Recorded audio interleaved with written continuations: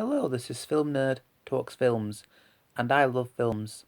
And on this review, I'm going to be talking about Tomb Raider. Now, before I get started, just a quick few things. I don't currently have editing software. There was a problem with my computer. That's gone now. So I have to just solely rely on unedited content. So as a result of this, I will do my best not to stutter and not to pause too much in between. I will try my very best to get my thoughts very clear and precise, and to essentially be as clear as I can. And I'm not sure how long this is gonna be a thing for, but I will try to get the issue fixed as soon as I can. Also, I would very much like to start using my DSLR as soon as I can. Unfortunately, still got I got there's got some technical issues there, so can't use that at the moment.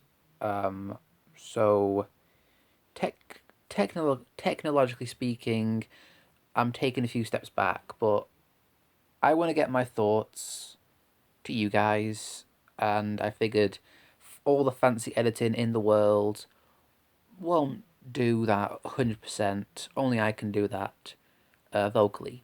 So this isn't. I hope I hope this isn't too much of an inconvenience. It's an inconvenience for me, but I hope it's not too much of an inconvenience for you guys. In any case, with all that out the way, Tomb Raider. So, if I had to sum Tomb Raider up in a sentence, I would say you may as well play the 2013 video game. In terms of the visual look of this film, in terms of the sound, yeah, in terms of the in terms of the soundtrack and the feel, it's all very much pulled from that 2013 game. Essentially, it's like watching the cutscenes from the 2013 rebooted Tomb Raider, except boring, because it's all there. There's even a bit where she has to pull something very sharp out of her side. There's a bit where she has to pull, where there's a bit where Lara has to pull something very sharp out of her side. There's a bit where Lara is falling and she has to just hang on to this parachute without actually wearing it, pull it open. It's definitely got that visual look and sound to it with the soundtrack and the visuals of sort of dark, foreboding, gritty visuals. So visually, it's very loyal to its source material. It's just everything else around it. Lara, for example, like I'm a big fan of Alicia Vikander. She does great work, and she is certainly competent as Lara Croft, but she's not given much to work with. In terms of direction, she's not given much to really work with. As a result, the character just comes off as very bland, and we don't know too much about her beyond she's tough, she's independent, and she has a strong connection to her father and wants to complete his work. Beyond that, we don't really understand. There's not enough attention given to what drives her to go to that island, to what's going on in her life, and the attention that is given to that is just very simplified and unclear. And as for the character herself, Angelina Jolie's Tomb Raider, that was very 90s, but she had sass, she had personality, she had a lot of, she was very tough, she was very confident, she was very sassy. She always had something to, in terms of like, she always had She always had a comeback to a situation, always on top of things. She was, yeah, she was teeming with personality. Whereas Alicia Vikander's Tomb Raider is just very is just not given the right direction to be that same Lara Croft.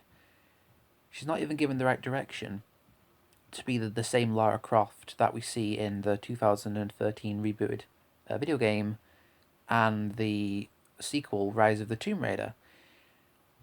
Not that I want a carbon copy of either of those characters, I just wanted a character.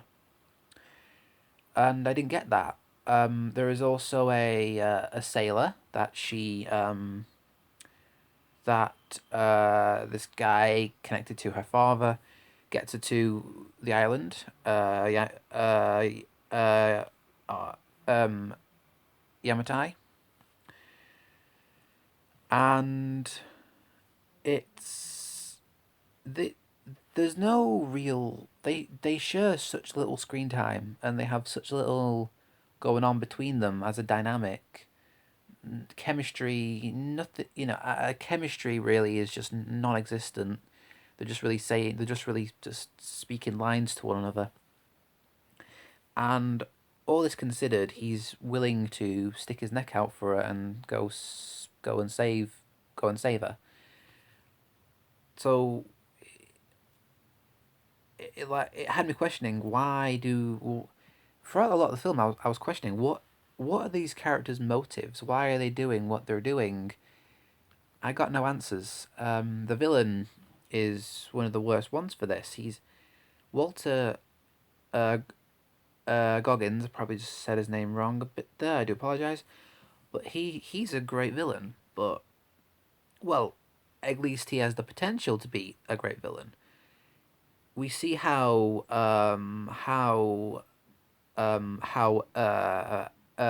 brutal he can be, but at the same time, in another scene, we see how forgiving, how well not so much forgiving, but accepting he can be, how he can bend rules a bit, and it's like, how much of what do we, how ruthless are you? Um, and what is your shtick as a villain? Are you what is your goal? What is your why are you even on this island? Beyond wanting to, get to Himiko's tomb, but why do you? But why? I mean, it's explained at one point, but not really explained. It's explained, but it's not really explained. A lot of this film's problems comes down to like voiceovers, just explaining things. Show don't tell, guys. Come on, show don't tell. I I don't want to be watching a film and feel like I'm having a book read to me. Like the opening scene alone should have been a cinematic thing. Should have been visually cinematic rather than old Aztec images. Lara's father talking over them, saying many millions of years, all that stuff. Just very empty. I don't want to. I'm not there to be read a story. I'm there to watch a story unfold before me. And the film's full of this with Laura's father, Richard Croft, leaving all those audio diaries. I mean, I understand that's how she's discovering all this stuff, but it's just there's a bet there's a better way to convey a story rather than have some guy just speak it to us. Like, don't speak at us. Let us see this for ourselves. This is part of this is part of why great films are so great, because we get to see this visual stuff for ourselves. Like Mad Max Fury Road is a great example of this. In Mad Max Fury Road, we don't have some VO guy explaining explaining Valhalla and the um War Boys. I probably said their name completely wrong, and whatnot. Point being, it's a very rich, very exciting world. We don't need some VO guy explaining everything to us like we're a bunch of 10-year-olds watching. It's actually kind of insulting to a general viewing audience. Um, and and overall, though, this film was just very empty of any. This film's empty of any real. I didn't feel like there was any consequence to what anyone did, other than I don't know, poisoning, whatever. Nothing concrete. Nothing felt resolved, and none of the characters felt like they had any motivation to really help one another, to do anything for one another beyond Laura and her father. And as a result, it just sort of the whole thing fell flat. It's like they had it's like they all the characters in this film, it's like they got halfway through writing them and thought, yeah, that's enough. But it wasn't. There's so much left untold about these characters, and it's not like mysterious stuff that can be filled in a sequel. No, it's just generally stuff that they should have.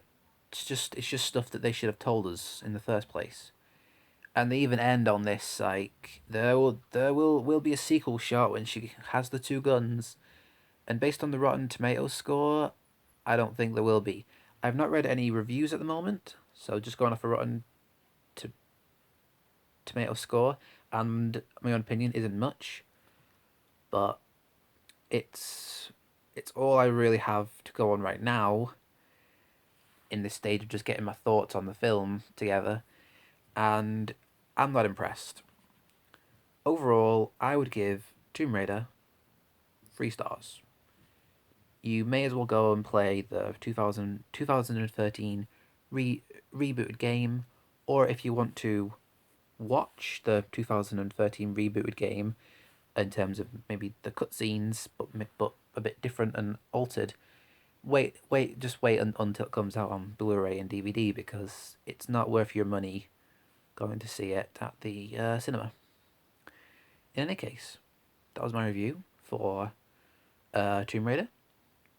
I will have reviews coming your way for Black Panther and Orphan pretty soon. I'm certainly going to be catching up on reviews as I'm going forward, and eventually I will be able to get off of off of camera phone and actually be able to use my DSLR finally.